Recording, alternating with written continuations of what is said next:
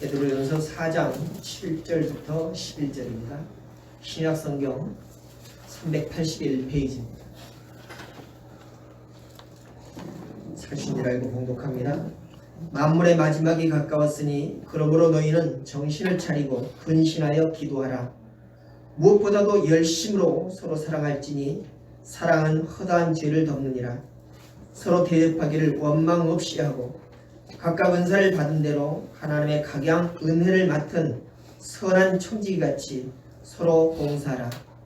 만일 누가 말하려면 하나님의 말씀을 한 것 같이 하고 누가 봉사하려면 하나님의 공급하시는 힘으로 하는 것 같이 하라.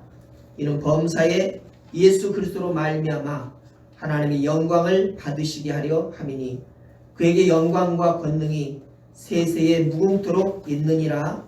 아멘. 기도. 올해 마지막 12월 달도 벌써 중순에 들었습니다. 겨울의 문턱에 들어섰다라고 이렇게 말할 수 있죠. 봄이 새로운 계절, 시작을 의미한다라고 이렇게 얘기한다면 겨울은 계절의 마지막, 끝을 의미한다라고 이렇게 얘기를 할 수가 있겠습니다. 또 봄이 소망의 때를 의미한다면 그에 반해서 겨울은 마지막 때, 끝 또는 절망의 때, 곧 심판의 시간이다라고 이렇게 말할 수 있겠죠. 스위스 심리학자 폴 투르니에라고 하는 사람이 사계절, 인생의 사계절이라고 하는 책을 썼는데 거기에 보니까 자연의 사계절과 인생의 사계절에는 이런 차이점이 있다라고 이렇게 주제를 설명을 해놨어요. 첫째로 자연과 달리 인생의 사계절은 한 번 지나가면 다시 돌아오지 않는다. 우리가 늘 자연의 계절을 맞이할 때 사계절을 한 번만 지나는 것이 아니라 수도 없이 여러 번 지나지 않습니까? 1년에 한 번씩 맞이하는 그 계절.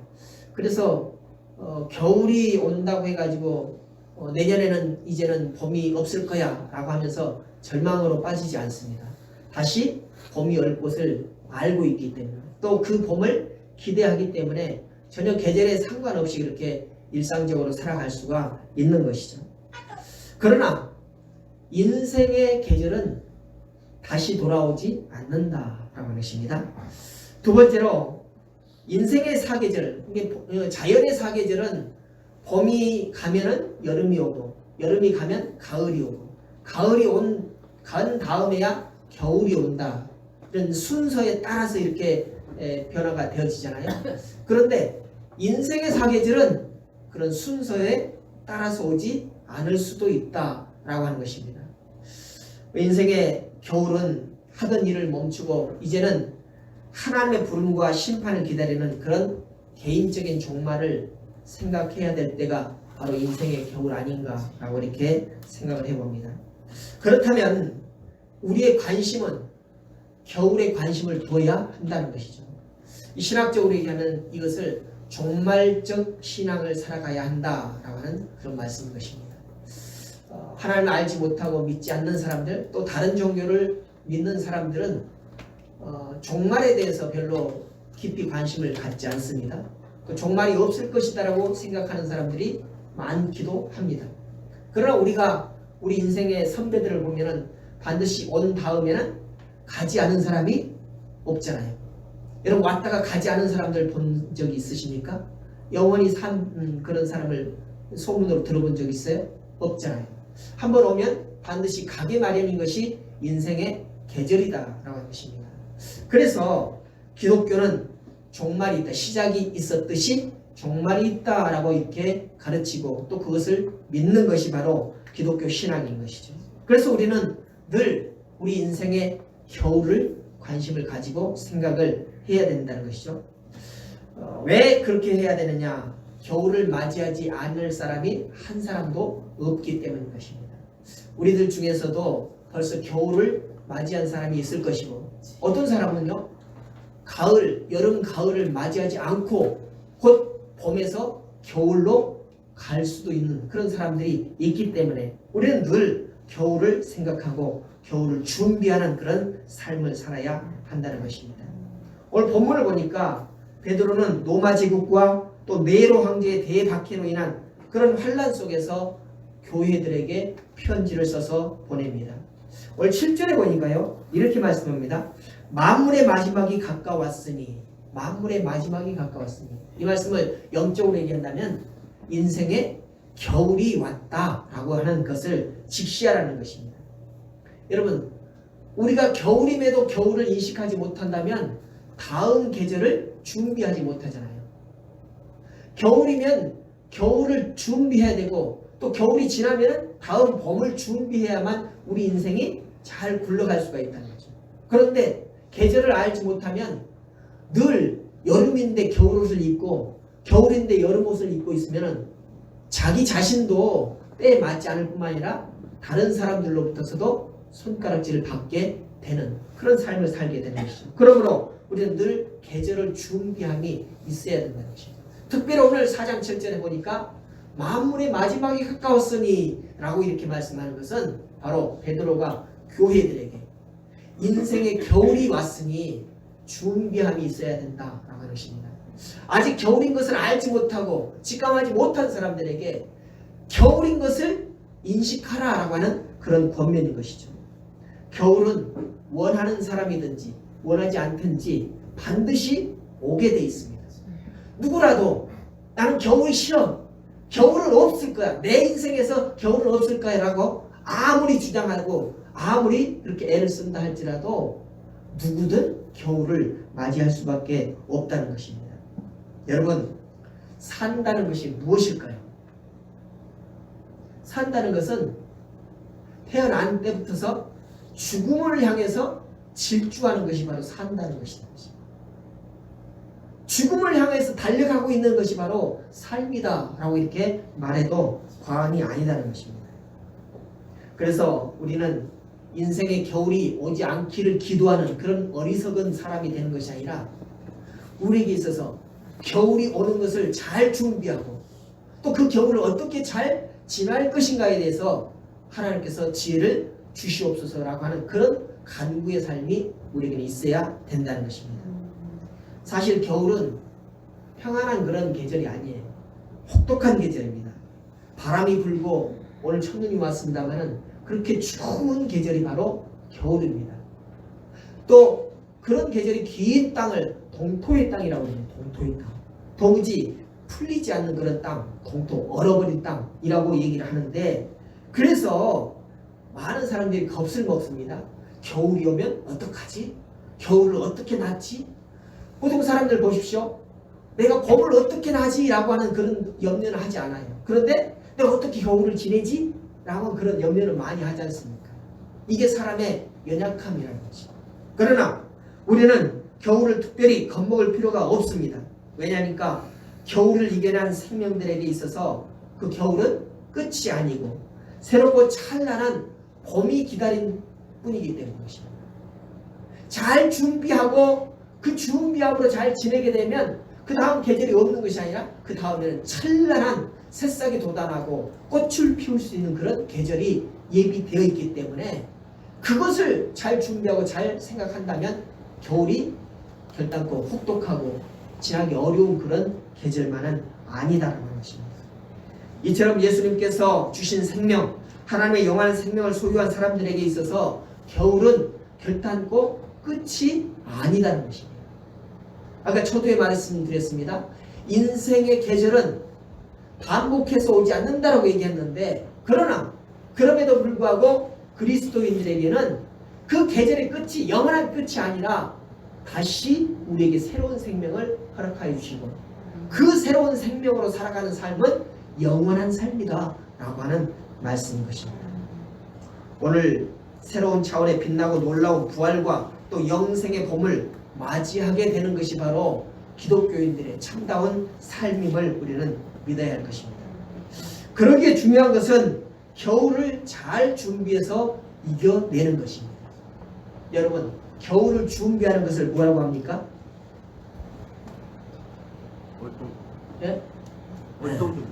월동준비라고 하잖아요. 월동준비. 여러분은 인생의 겨울을 월동준비 잘 하셨습니까? 잘 하고 계십니까? 월동 준비를 잘 해야 겨울을 잘 날 수가 있어요. 저 도로에 보면은 그 도로에 이렇게 화단이 있잖아요. 화단. 지푸라기로 싹 담을 막 다 둘러주죠. 뭐 하려고 이렇게 담을 쏴주죠? 바람 막아주고, 그죠?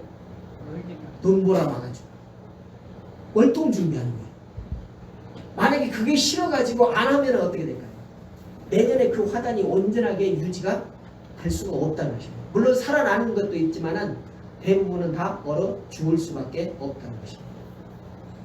이게 월동 준비. 월동 준비를 잘 하면 내년 봄에 또 다시 새파랗게 싹이 나고 또 꽃이 피는 그런 것을 기대할 수가 있다는 것입니다. 그러므로 우리도 인생에 있어서 월동 준비를 잘 해야 한다는 것입니다. 준비한 사람에게 겨울은 따뜻한 계절이 될 수 있고 오히려 추운 계절이야 평안과 안식의 계절, 그리고 새 봄을 기다리는 소망의 계절로 보낼 수가 있는 것입니다. 따라서 우리는 겨울을 맞을 준비, 겨울을 잘 넘길 준비, 즉 월동 준비를 잘 해야 합니다. 따라서 합니다. 월동 준비를 잘하자. 월동 준비를 잘하자. 여러분 인생의 월동 준비를 잘 하시기 바랍니다. 추운 겨울을 따뜻하게 보내기 위해서는 땔감도 준비해야 됩니다. 그리고 집 내부도 손 봐야 합니다.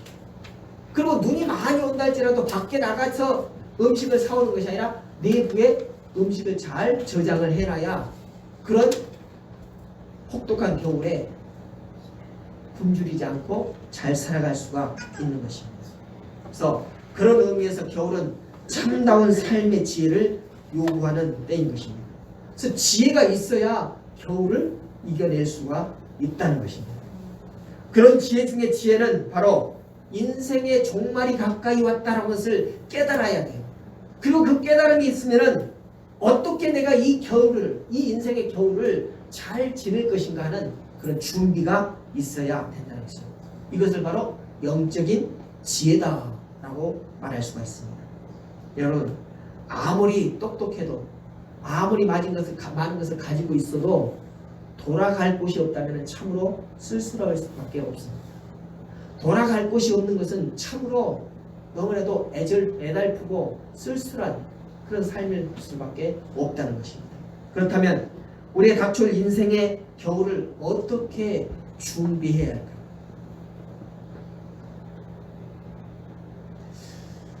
여러분은 인생의 겨울을 다음에 돌아갈 곳이 있습니까? 돌아갈 곳을 준비해 두셨습니까? 그것을 준비하기 위해서는 우리는 인생의 겨울을 이렇게 살아야 합니다.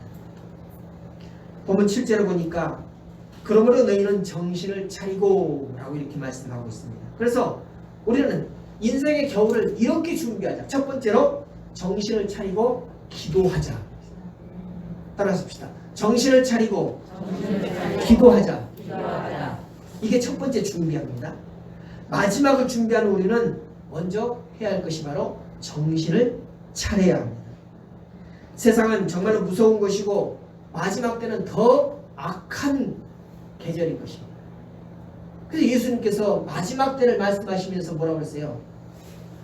세상 여러 곳에서 기근과 전쟁이 일어날 것이고 또 영적으로는 하나님을 믿는 자들을 어떻게 하든지 넘어뜨리게 하려고 많은 거짓 선자들, 거짓 교사들이 그들에게 접근할 것이다 라고 이렇게 말씀했잖아요.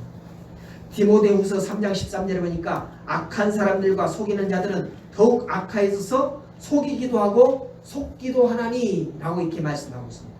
그러니까 미혹의 영이 마지막 때는 왕성하게 일어난다는 것입니다.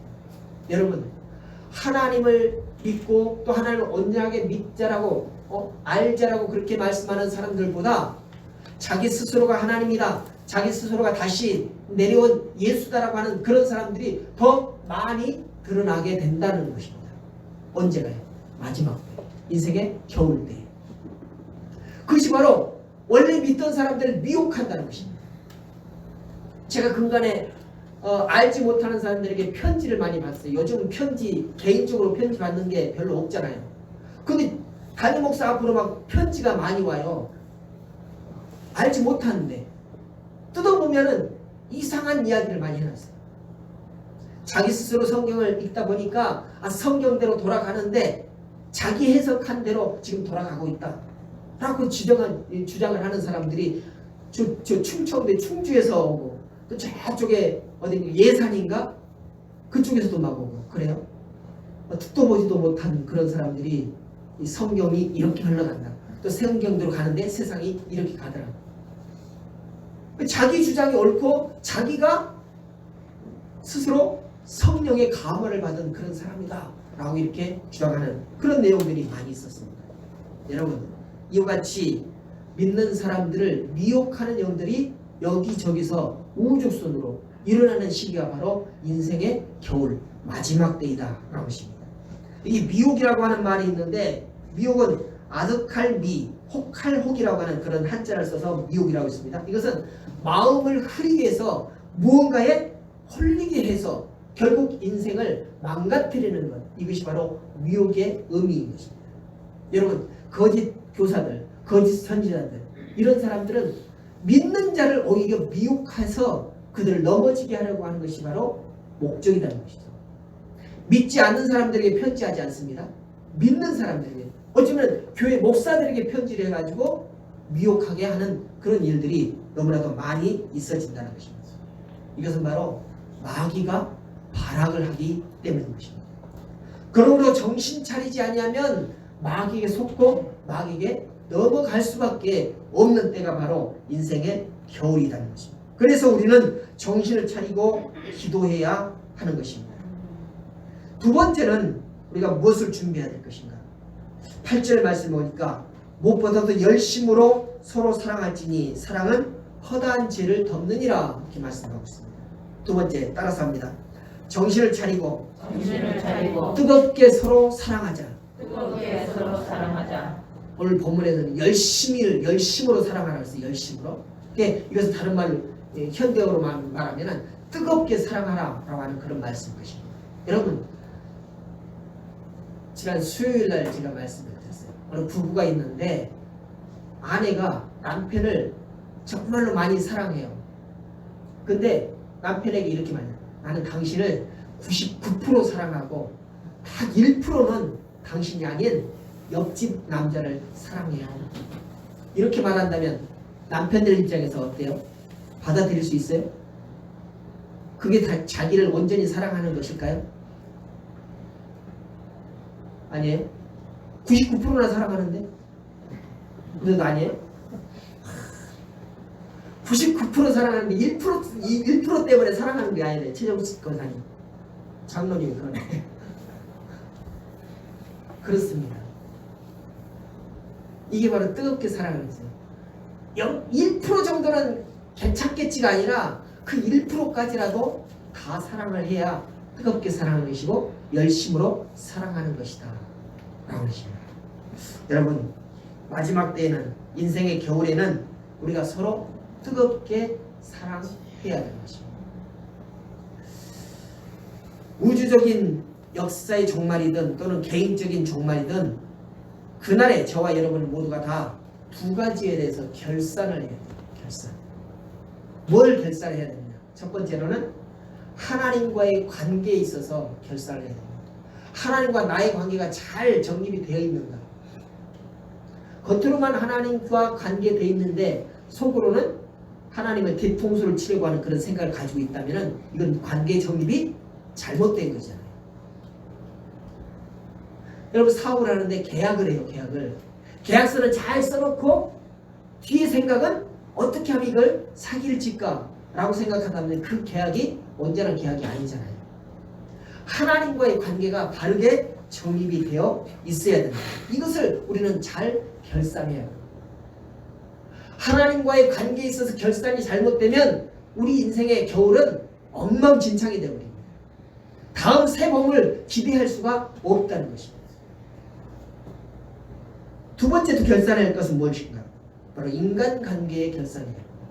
하나님과의 관계도 결산해야 되지만 서로 우리 이웃들과의 관계도 잘 정립이 되어 있어야 한다는 거죠. 마태복음 6장에 보면 그런 말씀이 있어요. 예수님께서 우리에게 팔복의 말씀, 그 다음에 산상수훈을 쭉 하시면서 이렇게 말씀하잖아요. 너희가 아무리 하나님의 성전에서 제단에 예물을 드리고 크고 귀한 것들을 가지고 왔다 할지라도 제단을 드리기 전에, 예물을 드리기 전에 생각이 나세요. 무슨 생각이 나요? 내 형제와 불화하는 것, 어떤 사람을 미워하는 그런 마음이 생겼으면 예물 드리는 것보다 그것보다 먼저 해야 될 것이 뭐라 했어요? 관계를 풀고 나서 예물을 드릴 때 그 예물을 하나님께서는 받으신다. 이렇게 말씀합니다. 하나님께 예물 드리는 거, 하나님께 예배하는 것보다 더 우선되는 것이 뭐냐? 사람 간의 관계가 정립이 되어 있어야 되는 것입니다. 미워하는 마음, 증오하는 마음 이런 것들을 품고는 하나님 앞에 예배 드려도 예배를 받으시지 않으시겠다라고 하는 말씀입니다. 하나님이 예배를 받지 않겠다라고 하는 것은 뭐예요? 하나님께서 어떻게 되면은 그들을 외면하시는 것처럼 그렇게 보여지잖아요. 이스라엘 백성들이 그런 책망을 받았지 않습니까? 오늘 우리는 그래서 마지막 때에 하나님과의 관계와 또 인간 관계를 잘 결산을 해야 됩니다. 하나님과의 관계에서 가장 중요한 것은 바로 믿음의 준비입니다. 또 인간 관계에 있어서 가장 중요한 것은 사랑의 준비인 것입니다. 다른 사람을 열심히 사랑하면 그 사랑은 상대방의 허물을 가려주지만 결국에는 자기의 허물까지도 가려주는 것입니다. 그래서 예수님께서 그런 사랑의 본을 우리에게 보여주셨잖아요. 요한복음 15장 12절에 보니까 내 계명은 곧 내가 너희를 사랑한 것 같이 너희도 서로 사랑하라 하는 이것이니라. 또 요한복음 13장 1절에서 세상을 떠나 아버지께로 돌아가실 때가 이른 줄 아시고 세상에 있는 자기 사람들을 사랑하시되 끝까지 사랑하시니라. 또 요한일서 3장 23절에 이렇게 말씀합니다. 그가 우리에게 주신 계명대로 서로 사랑할 것입니다. 성경에는 수차례 사랑에 대해서 말씀하고 있어요. 그만큼 하나님과의 사랑도 중요하고 이웃과의 사랑도 중요하다고 하는 것입니다. 우리가 마지막 때 인생을 어떻게 준비할 것이냐, 이런 관계 결산을 잘 해야 된다는 것입니다. 그러므로 사랑, 이것은 영적인 겨울을 나기 위해서 따뜻한 옷을 준비하는 것과 같은 그런 이치인 것입니다. 사랑처럼 따뜻한 옷은 없다라고 하는 그런 말이 있어요. 아무리 두터운 옷을 입고 있다 할지라도, 아무리 민 옷을 입고 있다 할지라도 그 안에 사랑이 없으면 늘 마음이 싸하다는 거죠. 싸하다. 여러분, 그러므로 좀 얇은 옷을 입고 있다 할지라도 마음 가득 사랑을 담고 있다면 그 겨울은 따뜻하게 보낼 수 있는 것입니다. 세 번째로 우리가 준비해야 할 것은 따라서 합니다. 정신을 차리고 은사를 받은 대로 봉사하자. 네. 마지막에 오기 전에 아직 봉사할 수 있을 때 정신을 차려서 하나님 나라 사업을 위해서 힘써 일하는 것, 이것이 바로 겨울을 잘 준비하는 것입니다. 오늘 9절에 보니까 서로 대접하기를 원망 없이 하고 라고 이렇게 말씀하고 있습니다. 이처럼 봉사할 때는 불평이나 불만 없이 귀찮아하지 아니하고 기쁨과 감사로 해야 합니다. 누가복음 10장에 보면은 예수님이 마리아와 마르다 집, 나사로의 집에 이렇게 방문하는 그런 광경이 나옵니다. 거기서 보니까 이 두 자매가 있는데 마르다는 예수님을 대접하기 위해서 열심히 땀 흘리며 부엌에서 음식을 준비합니다. 손님 대접하기 위해서 준비할 때 얼마나 손길이 많이 필요합니까? 그런데 그 동생 마리아는 예수님을 접대하려고 하는 그런 준비가 아니라 예수님 코앞에 앉아가지고 예수님 말씀하시는 것을 막 듣고 있습니다. 부엌에서 그 동생을 바라볼 때 얼마나 동생이 미웠겠어요? 얄미웠겠어요? 그래서 마르다가 예수님께 말씀하잖아요. 예수님, 마리아에게 나와 함께 같이 예수님을 접대하는데 좀 돕게 해주세요. 도우라고 말씀해 주세요. 이렇게 말하잖아요. 그 마음 속에는 뭐가 있겠어요? 저게 나만 부려먹고 나만 예수님 접대하나? 내 손님만 되나? 라고 하면서 좀 좋지 않은 그런 마음을 가지고 있을 거예요. 그죠? 그건 바로 기쁨으로 접대하는 것이 아니라 원망과 불평이 그 마음 가운데 집어넣어놓고 접대를 준비하고 있다는 것입니다. 말씀 보니까 이런 접대는, 이런 봉사는 온전한 봉사가 아니다 라고 이렇게 말씀합니다. 겉으로 보기에는 정말로 마리아보다 마르다가 훨씬 더 헌신하는 것처럼 보여지잖아요. 근데 그 마음에 불평 불만이 있기 때문에 그건 온전한 봉사가 아니다라고 성경은 우리에게 증거해 주고 있다는 거예요. 그래서 예수님께 책망을 받지 않습니까? 순전한 마음으로 하지 않고 자기를 더 알아주기를 바라는 그런 마음이 그 속에 있기 때문인 것입니다. 그래서 봉사는 순수한 마음으로 해야 됩니다. 그때 진정한 기쁨이 있는 거예요. 누가 알아주기를 원하면서 하는 봉사는 기쁨이 없어요. 왜? 다른 사람이 봐주지 아니하고 다른 사람이 인정해주지 않으면 괜히 심통이 나거든. 왜 나만 해야 되나? 왜 나만 이렇게 힘든 일을 해야 되느냐? 라고 하는 그런 마음이 생길 수 있다는 것입니다. 기쁨이 사라진 봉사는 봉사가 아니라 의무와 짐이 될 수밖에 없는 것이죠. 오늘 10절을 보십시오. 각각 은사를 받은 대로 하나님의 각양 은혜를 맡은 선한 청지기같이 서로 봉사하라 이렇게 말씀하셨습니다. 청지기는 자기 것이 아닌 주인이 준 것을 가지고 자기 뜻대로가 아니라 주인이 원하는 대로 봉사하는 사람이 바로 청지기입니다. 그래서 오늘 말씀 보니까 선한 청지기같이 봉사하라 이렇게 말씀합니다. 자기 마음 가지고 자기를 나타내려고 하는 그런 봉사가 아니라 온전히 그런 마음에 순수하게 기쁜 마음으로 봉사를 하라라고 하는 것입니다. 그런데 청지기마다 각각 받은 은사가 다르다라고 이렇게 말씀하잖아요. 각각 받은 은사대로라고 하는 것은 그 은사가 다 동일하다지 않습니다. 다르다는 것입니다. 그래서 내가 봉사할 것이 있고 다른 사람이 봉사할 제목이 있다는 것이죠. 근데 내가 하는 일을 다른 사람도 하기를 원하는 것이 우리 마음이잖아요. 내가 고생한 만큼 다른 사람도 고생해줘야 한다는 것이 바로 우리 마음이라는 것입니다. 그러나 성경은 각각 받은 은사가 다르다. 봉사하는 내용도 다를 수 있다는 것입니다. 은사란 교회 공동체를 섬기기 위해서 주님께서 주신 선물이다 라고 하는 것입니다. 주님의 교회는 여러 종류의 일꾼이 필요합니다. 또 여러 곳에서 여러분의 헌신과 봉사를 기다리고 있는 것입니다. 누구도 필요하지 않는 사람이 없어요. 어느 한 사람이라도 손길에 다 필요한 곳이 있다는 것입니다. 다른 사람이 일하고 있으니까, 다른 사람이 봉사하고 있으니까 나는 할 일이 없네? 아니에요. 무엇이라도 봉사할 일이 반드시 있게 마련이라는 것입니다.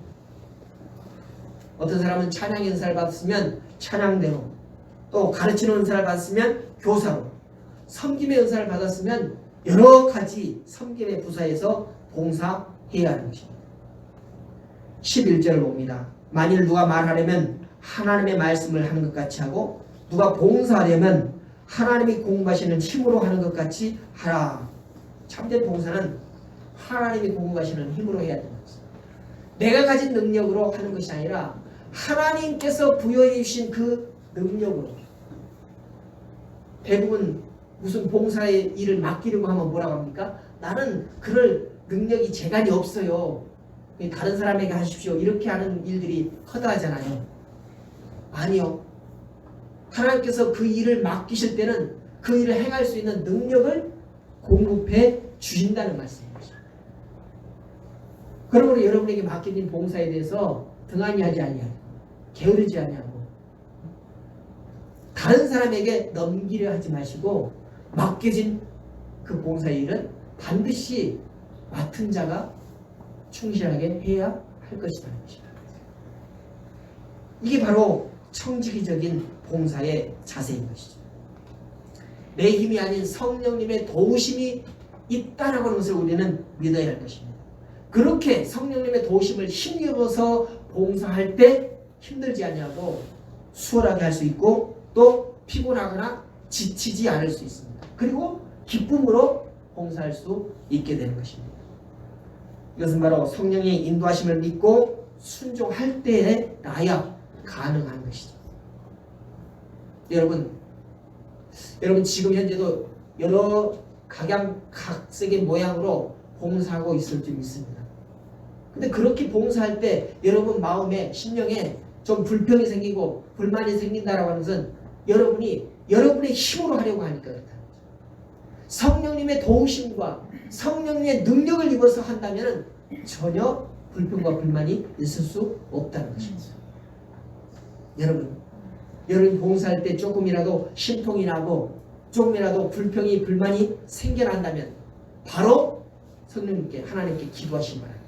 성령님의 공부하시는 능력으로 성령님의 공부하시는 힘으로 일할 수 있게 하여 주시옵소서라고 기도가 필요하다는 것입니다. 그래서 하나님의 세우신 교회는 어떤 일을 할지라도 불평과 분란이 일어날 수가 없어야 된다. 분쟁이 있을 수 없어야 된다. 저 사람이 하는 일이 마음에 안 든다고 해가지고 그것을 가지고 드러내거나 해서는 안 된다는 것입니다. 그건 바로 내 힘으로 뭘 하려고 하는 것이다라고 해서 우리는 인식해야 된다. 어떤 일을 하든지 기쁨이 넘쳐나야 합니다. 기쁨으로 행하시길 바랍니다. 이건 내가 행하는 것이 아니라 성령께서 나를 도우셔서 행한다라고 하는 그런 마음을 가지고 그런 믿음을 가지고 행할 때 우리는 기쁨으로 순종하고 봉사할 수 있는 것입니다. 여러분의 남은 날들은 얼마나 남았다고 생각하십니까? 여러분의 겨울은 얼마나 남았다고 지금 인식을 하고 계십니까? 각자 다 생각이 다르겠죠. 같은 나이를 잡수셨다 할지라도 자기 생각에 내 겨울은 이만큼 남았을 것이다. 이만큼 남았을 것이다. 각자 다른 생각을 가지고 계실 것입니다. 늦기 전에 겨울이 다 지나가기 전에 그 겨울을 준비해야 되고 잘 지내야 한다는 것입니다. 겨울이 오면 이미 늦어버립니다. 하지만 우리는 아직 겨울에 문턱이 있습니다. 그러므로 아직 준비되지 못했다면 지금이라도 준비함이 있어야 합니다. 그래야 그 인생의 겨울을 잘 지낼 수가 있고 다음에 오는 그 봄을 기쁨으로 맞이할 수가 있고 또한 영원한 하나님의 생명을 우리에게 주어져서 잘 살아갈 수 있게 되는 것입니다. 오늘 겨울의 문턱에서 찰스 스펄전 목사님의 지혜의 노래를 한번 듣고 결단이 있으시기 바랍니다. 이 제목의 시의 제목은 할 일이 생각나거든 지금 하십시오입니다. 오늘 아침 하늘은 맑지만 내일은 구름이 보이는지 모릅니다. 어제는 이미 당신의 것이 아니니 지금 하십시오. 친절한 말 한마디가 생각나거든 지금 하십시오. 내일은 당신의 그것이 안 될지도 모릅니다. 사랑하는 사람이 언제나 곁에 있지만은 않습니다. 사랑의 말이 있다면 지금 하십시오. 미소를 짓고 싶다면 지금 웃어주십시오. 당신의 친구가 떠나기 전에. 장미는 피고 가슴이 설렐 때 지금 미소를 지어 주십시오. 불러야 할 노래가 있다면 지금 부르십시오. 당신의 해가 저물면 노래 부르기에 너무 늦을지 모릅니다. 당신의 노래를 지금 부르십시오. 내일이 많다라고 그렇게 말씀하지 마시고 지금 하고 싶은 것, 지금 하고 싶은 말, 지금 하고 싶은 사랑, 지금 하고 싶은 노래 있다면 지금 하시라는 것이죠. 주변을 돌아보십시오. 내가 저 사람에게 하고 싶은 말이 있다. 사랑의 말을 하고 싶다. 좀 마음이 좀 껄끄럽게 그렇게 지내왔는데 풀고 싶다 그러면은 올해가 가기 전에 아니 오늘이 가기 전에 푸시기 바랍니다. 그래서 겨울을 잘 지내야 됩니다. 그래야 다음 봄을 우리가 기대할 수 있고 또 주님께서 우리에게 새로운 생명을 부여해 주신 그 생명을 잘 살아갈 수가 있게 되는 것입니다. 겨울을 어떻게 준비해야 될 것인지 깊이 생각하는 오늘 하루도 되시길 바랍니다. 감사하신 아버지 하나님, 오늘 말씀을 통해서 인생의 겨울이 있다는 것을 우리가 인식하게 하여 주심을 감사를 드립니다. 자연의 계절은 겨울이 가면 또다시 봄이 오는 것을 우리는 분명히 알고 있고 그것이 분명한 이치임을 알고 있습니다. 그러나 인생의 계절은 한 번 가면 다시 오지 않는 것도 알게 하여 주시옵시고 또한 그로 인하여서 인생이 마지막이다, 아무것도 남지 않는다 라고 생각하는 것이 아니라 반드시 주님께서 우리 새로운 생명을 부여해 주시고 영원한 나라에 가서 살 수 있도록 해주신, 예비해 주심을 우리가 알게 하여 주시옵소서. 그러므로 이 겨울을 지날 때에 잘 준비하게 해주시옵시고 준비되어진 겨울을 지나고 새로운 봄을 주실 때에 그 봄 같은 세상에서, 봄 같은 하나님의 나라에서 영원한 생명을 가지고 살아가는 데에 부족함이 없는 그런 준비된 인생을 살아갈 수 있도록 주님께서 우리에게 영적인 지혜를 더하여 주시옵소서. 무엇보다도 정신을 차리고 기도하며 준비케 하여 주시옵시고 또한 정신을 차리고 뜨겁게 사랑함으로 겨울을 준비하게 해 주시옵시고 정신을 차리고 은사를 받은 대로 봉사함으로 겨울을 준비할 수 있는 우리 모든 은진교회 권속들 될 수 있도록 인도해 주시옵소서. 감사드리며 예수님의 이름으로 기도드렸습니다. 아멘.